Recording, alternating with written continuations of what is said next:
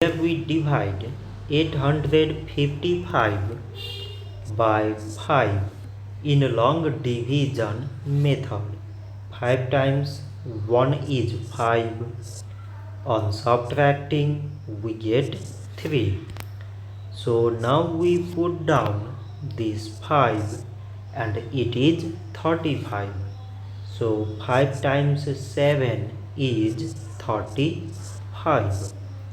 On subtracting we get 0. So again we put down this 5 and 5 times 1 is 5. On subtracting we get 0. So 855 divided by 5 is 171. So this much for today and thanks for watching.